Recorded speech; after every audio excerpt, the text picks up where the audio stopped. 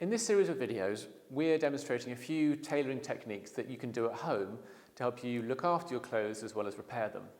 In the last one, we looked at how to sew on a button onto a suit the way that a Savile Row tailor would. And today we're going to take the same approach, talking to the Savile Row tailor Ben Clarke from Richard James, about how to repair the hem on a pair of trousers. Now, the hem that's folded up inside the leg of trousers is attached with a fairly small loose thread that can quite easily come loose over time, either just when you're walking around or when you're putting your trouser on and you catch your foot in it or something. But repairing that is actually a very easy thing to do, and it's quite a satisfying, nice thing to do at home. So today we're going to demonstrate how you do that and how a tailor would do it. And also, by showing how you can repair that kind of thing, it shows that you can, if you want, take out the entire hemming stitch yourself and redo it to change the length of the trousers. So you have those two options. I mean, it's a lot harder on a turn-up trouser than it is on a plain bottom trouser. But certainly on plain bottoms, it gives you the ability to make the trousers shorter or longer if you want, just by redoing the hemming yourself.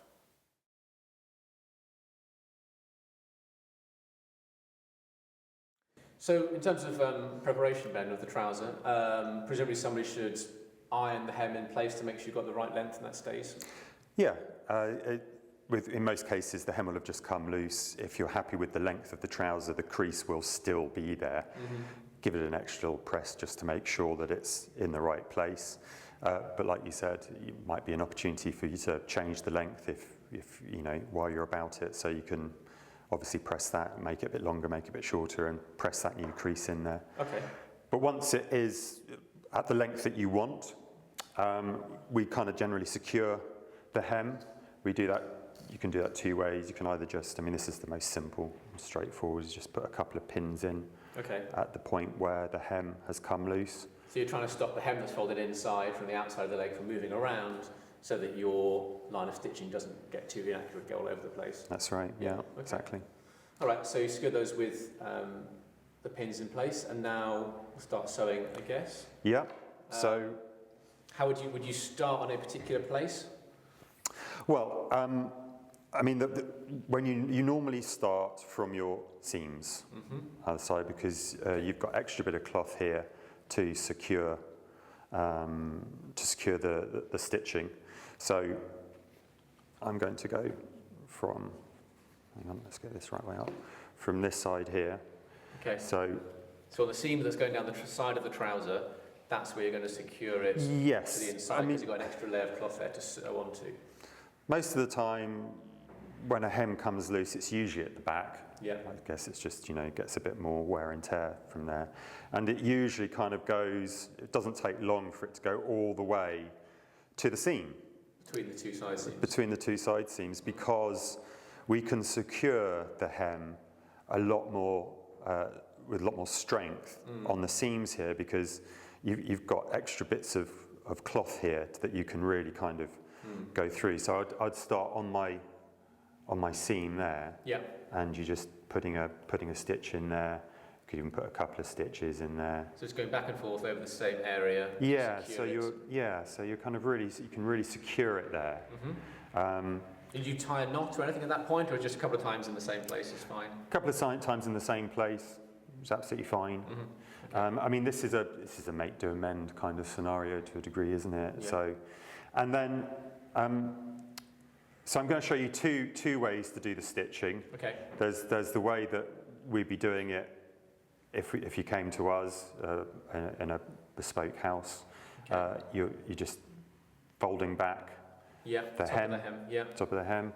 And the key here is that you want to just grab a tiny strand of the cloth that's going to be, so the right side of cloth, as it were, the piece of cloth that hasn't been folded up underneath the trouser. Because the thing is, we don't want that showing. On the outside? You don't want it showing, obviously, because you don't want to, I mean, we're doing it in a light coloured thread here to make it clear. You're obviously going to be doing it in a colour that's close to the cloth. But still, you don't want to see loads of stitching in the right side of the trouser. So that's why you're taking just a very little bit of the cloth, the outside on of the cloth, yes, which is which is why they quite often come undone, because it's not the strongest stitch, but that's the nature of it. And the other issue is you don't want it to take too much of the cloth, because then it can pucker. So not only can outside, you, exactly. So you don't want it tight. So that's the other thing. You don't want it tight, and you don't want it too strong, which makes it susceptible to coming apart. So then again, you're just taking a little strand of the cloth here. And any tips on just making sure you just get a couple of those strands? And I think for someone that isn't used to doing that, that's the trickiest bit. It is. Just making sure you don't take a large chunk of it. Is it just practice, or is there anything to do? No, it's just practice. Just taking your time. Okay. It's about investing time. The first time you do it, it's going to take you quite a long time maybe, and then the more you do it, the more practice. Same with anything, isn't it? The more practice, the easier it becomes. I like the point of taking your time as well. I guess it feels like you take your time to make sure you're just getting a couple of threads, and if you don't, I guess you can just pull it back through and do it again. Don't feel bad about doing that. Okay. Because at the end of the day, it's going to show on the outside, and it's just not going to look right. It's not worth it. No. Okay. So we're carrying on and you just carry on that way. And so this is the first method where you're taking one stitch from the outside of the couple of threads, and then you're going on the back of the hem on the other side, correct? Okay. Yeah. And that's the way you would do it in a bespoke house, because it's, I guess, the stitch then is hidden underneath the hem. Yes. Yeah, okay. Exactly. But it's quite fiddly. So the other option, and the one that I'd probably recommend to most people who are sort of starting out, is take a stitch on top instead of having to pull the hem back. Yep. You take a stitch on top. You're going to see the stitch inside the trouser, but and again, you wouldn't see it as much as this, because it's going to be a navy thread rather than a white thread. It's going to be a navy thread, and also they're going to be turn the right way around. But then the stitch that you do on the actual piece of cloth that you're going to see still needs to just be that really just one or two tiny strands. Kind of Exactly. But it does mean that you don't have to pull this hem back. Yeah. So you can is there any guidance on how many of those stitches you do? I mean, that's every centimetre or so. What would you say? Yes. I mean, if you can get them as close as you can together, then it's going to be stronger. Sure. But the closer you get them together, the more likelihood that you're going to kind of get little pinpricks that are going to show. Yeah. So it's finding that balance. The closer they are together, the stronger they are. And if you're kind of doing them too far apart, you can the tendency to then pull the thread a little bit too hard, and then that can cause puckering. Yeah. Okay. So, I mean, I certainly wouldn't do them any bigger than what I'm doing here. So that size or smaller? Yeah. Okay.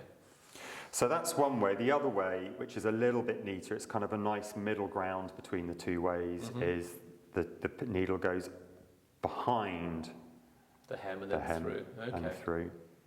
Wow. And then that goes. Didn't realise there were 3 different ways of doing it. I know, God, this is.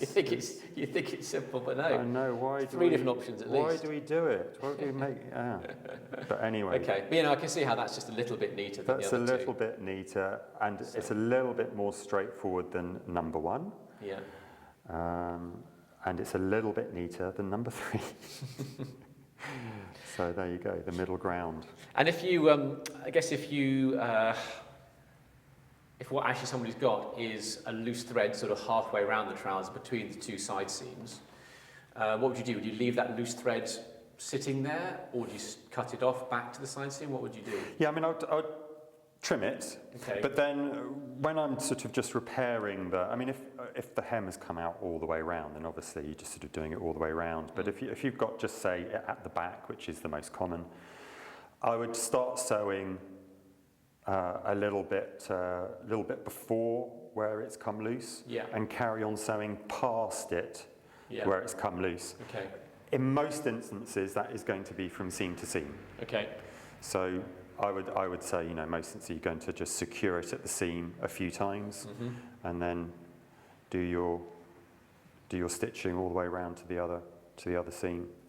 On the outside of the trouser, like when you're trying to avoid that puckering or seam stitching kind of coming through, I guess it's more it's harder to avoid on lighter cloths or lighter weight cloths? Do you it's always going to? Do you think no matter how good you are, you're always going to see a little bit of puckering on those kind of cloths? Yeah, on some cloths, the lighter weight cloths, there's always the likelihood that it's going to.